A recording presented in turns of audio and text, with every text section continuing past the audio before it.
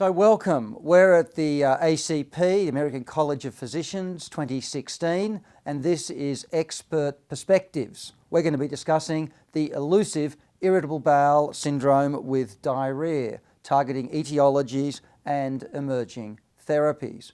I'm Nick Talley. I have Brian Lacey and Baha Moshari with me. We're the faculty, and we're looking forward to discussing irritable bowel syndrome with you today and giving you a full update on the diarrhea component of this syndrome, which is so important. Brian, tell me about IBS with diarrhea. I understand there are new criteria that have just been published for the syndrome, and how does this affect the diagnosis? So, Nick, you're alluding to the fact that the Rome 4 criteria were just released this past week in May 2016. And we're kind of really excited about the changes in the Rome 4 criteria compared to the Rome 3 criteria for a number of reasons. One is I think they're much more clinically relevant and clinically applicable. Number two, there'll be some small changes in the diagnosis, meaning that there'll be an increased necessity for the number of days of abdominal pain per month. So we're asking that patients have at least 4 days of abdominal pain per month on average. We base that on the fact that several studies have shown that IBS patients typically have more pain than we thought. Thirdly, we've changed our criteria that symptoms had to improve with having a bowel movement. We recognize that many IBS patients, especially those with IBS with diarrhea, oftentimes their symptoms were exacerbated by having a bowel movement, not necessarily improved. So I think the new criteria are more user-friendly and more clinically applicable. But can you still make a positive diagnosis of IBS with diarrhea using the criteria? Absolutely. I think one question we all get from clinicians is they feel somewhat fearful about making this diagnosis, and they're worried that they can't make the right diagnosis. I think if nothing else, the Rome criteria have been so valuable because they are now really common sense. They are based on a huge amount of data, and by performing a good history, looking for warning signs, by performing a physical examination, again to look for warning signs, but also to comfort your patient and reassure them that you're taking them seriously, and then using the Rome 4 guidelines. We know from prior experience with the Rome 2 and Rome 3 that when you use those criteria, a careful history and a good exam, you are accurate about 97% of the time, up to 20 and 30 years later, and you don't miss cancer. So you can make a diagnosis of IBS with diarrhea by asking a few questions, asking about red flags, and if there are no red flags but positive symptoms, you're pretty sure you're on the right track. Absolutely, and I think that should be very reassuring to clinicians. The primary care audience sees the vast majority of these patients feel comfortable and feel confident about making that diagnosis. So Baha, when do you investigate, and what tests do you consider when you're thinking about investigation? So it's investigation is rare where it needs to be done. Of course, if patients have the red flags such as weight loss, over 10 pounds, if they have iron deficiency anemia, a family history of inflammatory bowel diseases, celiac sprue, things like that, then patients, it warrants investigation. Celiac and perhaps microscopic colitis, although that's a little controversial at this point, may be more common in patients who have diarrhea predominant IBS. So unless patients have these alarm features, usually diagnosis can be made, as Dr. Lacey was saying, with just an adequate history and physical examination. However, if patient has prolonged symptoms and the diarrhea is not improving with the conventional and the therapies that the primary care starts, and the patient's more severe, then it warrants a colonoscopy with random biopsies to rule out microscopic colitis, and also ruling out celiac sprue with just simple serology. So there's some data, isn't there, about celiac sprue suggesting if the prevalence is 1% or more in the background population of that particular patient, then we certainly should consider serology. But I also understand if it's a very rare occurrence in that particular patient population that you may be serving, then you don't need to test. Exactly. Is that correct? Yes. Yes. And in terms of biopsying for microscopic colitis, is that older women in particular that you're thinking about that diagnosis, or is it other populations? Yeah, it's usually age over 45 years of age. Okay. That is more common. But a recent meta-analysis showed that there was actually no increased risk of microscopic colitis in patients with IBS, diarrhea or constipation. So it sounds like it's not too difficult then to make this diagnosis. You can make it with symptoms, obviously, and in fact that's how you should really approach this. But you also need to think about the uncommon causes that can mimic irritable bowel syndrome with diarrhea, and we've talked about in particular celiac disease and microscopic colitis in practice. Obviously there are other possibilities occasionally, but they're pretty rare, aren't they? Yes. Yeah. Okay. So Brian, you've made a diagnosis. They've got IBS and that their bowel pattern's predominantly diarrhea. They might have loose stools and or frequent stools. They've got abdominal pain, perhaps relieved when they open their bowels, sometimes perhaps even worsened when they open their bowels. Okay, they've got these symptoms. They've probably had it for a long time and they've probably tried some things. What do you talk about first in terms of management? What are some simple approaches that might help these people before you move on to pharmacological therapy, for example? Great. I think what's really nice in this day and age is that we now have really a wealth of opportunities and treatment options for patients. We recognize that there is no preset algorithm for IBS with diarrhea patients. So to some degree, it's very patient specific, and I might question the patient what their goals are and what's their most bothersome or predominant symptom. That being said, I think for the primary care arena, oftentimes we start with diet, and I think if we had had this conversation 5 years ago, we would have had a very different conversation. And I think there are now several very good studies looking at dietary interventions in patients with IBS with diarrhea. The two most common dietary interventions are avoiding gluten and placing patients on what's called a low Fodmap diet. Let me speak to gluten just quickly first. As you just mentioned, and as Baha mentioned as well, true celiac disease in IBS patients is not that common, less than 1%, about 0.4% in some studies. However, many patients don't feel well when they ingest gluten, and by avoiding gluten, they may feel better. And we know from two pretty good studies looking at IBS patients that avoiding gluten, their energy level may get better, headaches may resolve, and certainly stool form may improve, bloating and gas and diarrhea gets better as well. It's certainly a very reasonable intervention, although it's important to have the conversation. You don't have celiac disease, but you're intolerant to wheat. There's a bit of a difference there. You're not allergic, but you don't feel well when you ingest wheat. The low Fodmap diet, Fodmap as you know stands for fermentable oligosaccharides, disaccharides, and monosaccharides. And the whole concept here is to take foods out of your diet that may create a lot of fermentation in the colon. And by minimizing that fermentation, you eliminate gas, bloating, urgency, distension, diarrhea. There are now 3 very good studies looking at low Fodmap diets, and for many, but not all patients, the low Fodmap diet again may improve symptoms of gas, bloating, diarrhea, urgency. It's not designed for long-term use, generally a couple of weeks, and then patients should start adding foods back in. So how many people respond to a low Fodmap diet? I mean, there's a little bit of debate about this in the literature, but I understand it's around about half at least may have a response if they can tolerate the diet. Is that your view as well? Absolutely. Well pointed out in that. One, it's a difficult diet for many patients. It can be hard to do, especially if you're with a family because you're cooking separately, eating separately. It can be expensive.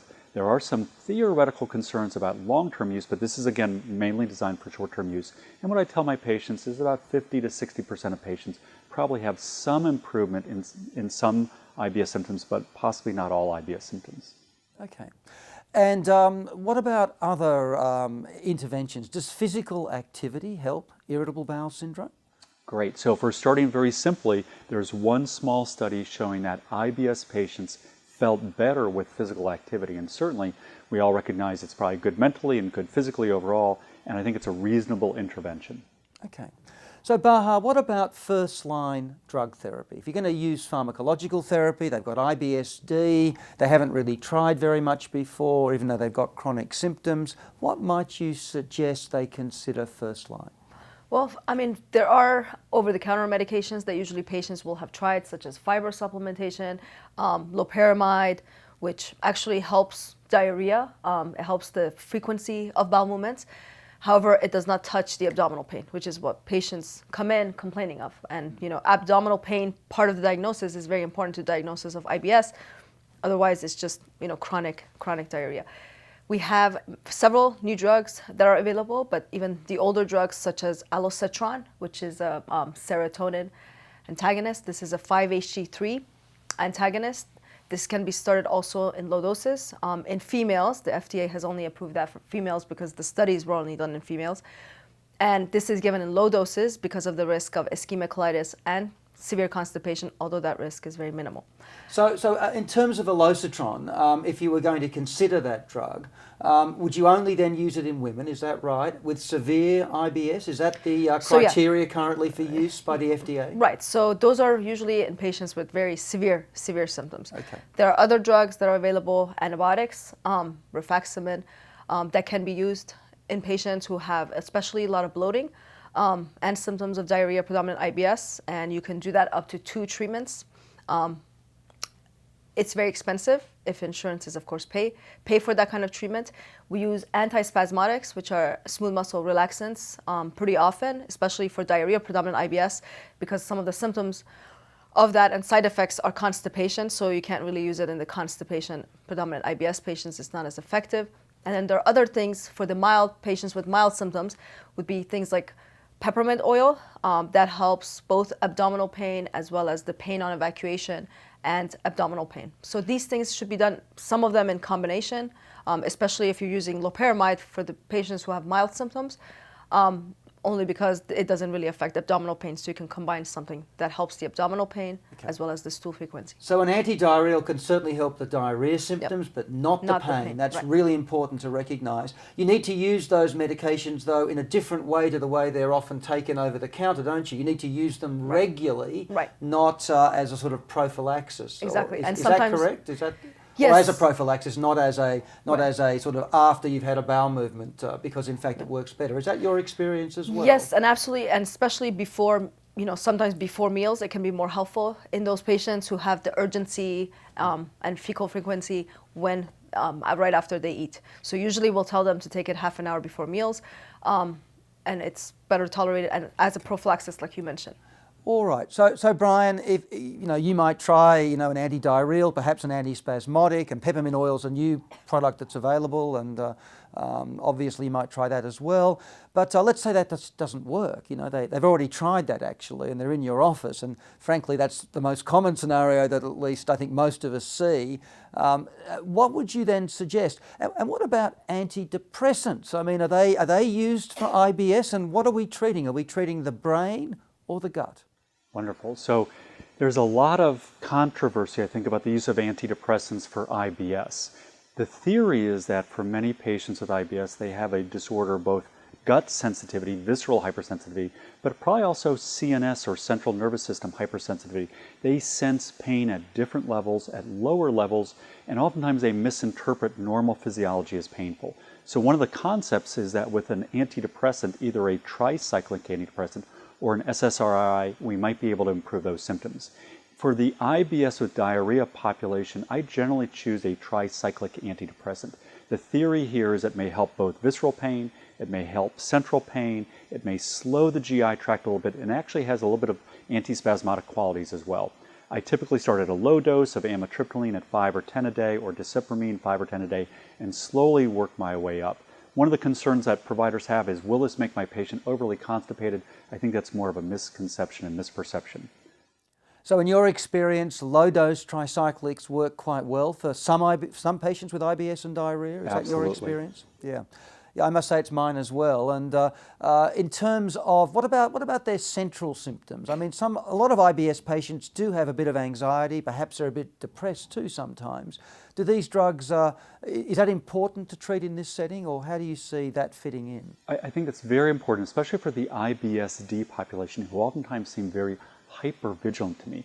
They've got the urgency, they're worried about episodes of fecal incontinence, and they start to really fixate on that. I think a low-dose antidepressant can help, either a TCA first, again for the reasons I've mentioned, sometimes an SSRI if you think there's more of a central component. Occasionally I'll also use a bit of a low-dose anxiolytic, especially for those patients who are very hypervigilant and worried about fecal incontinence. So let's talk about FDA-approved drugs for IBS that are more recent. And you've mentioned rifaximin, but I want to come back to this. What's it doing? What's the mechanism of action? Do we know? I'm not sure I do, so perhaps you can enlighten me. And how does this work, and how do you take it? How do you prescribe rifaximin for patients? So rifaximin, this is a non-absorbable antibiotic, which is very unique in this category because it's 97% bioavailability is in the gut. And we think that it decreases the amount of methane-producing type of bacteria in the gut.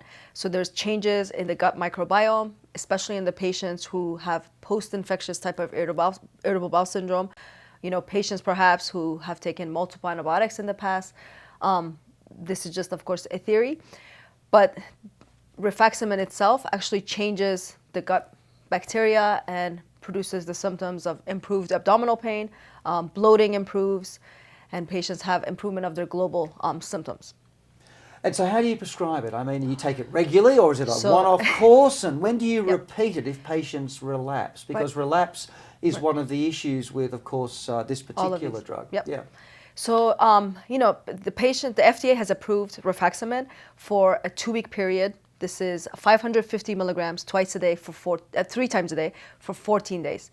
So this therapy can be repeated if patients have symptoms. In the target trials, it was usually repeated after 3 months if patients had recurrence of their symptoms and patients still had improvement once they were on the second treatment. So it's approved for that duration of time. Now, whether you need to do 3 treatments, 4 treatments, perhaps, and whether some of those patients who have an improvement in symptoms are the patients who have this what's called small bowel bacterial overgrowth is unclear at this point. But when patients, just from anecdotal experience, when you have those patients that take rifaximin and have improvement in their abdominal pain and diarrhea, it's really miraculous. And now we have something like an antibiotic that can change that. Yeah. So it certainly does change the natural history, doesn't it? Because you give the drug and then actually when you stop it, people stay well for at least a period of time. So that's the value. Not everybody responds though, right? I mean, not everybody has a response. Is that correct? Right. I mean, even in the studies, there was still a high placebo response, as there is with all studies that have been done with irritable bowel syndrome, as well as not just IBS, but with inflammatory bowel diseases. There's still, even in those studies, there's still a 30 to 40% placebo response. But the studies that are done are very rigorous. So even a 10% improvement in symptoms, compared to the control group, is still significant. We have to determine what group of patients there are that are responding and why a certain group respond and others don't. I think we just don't know that at this point, but.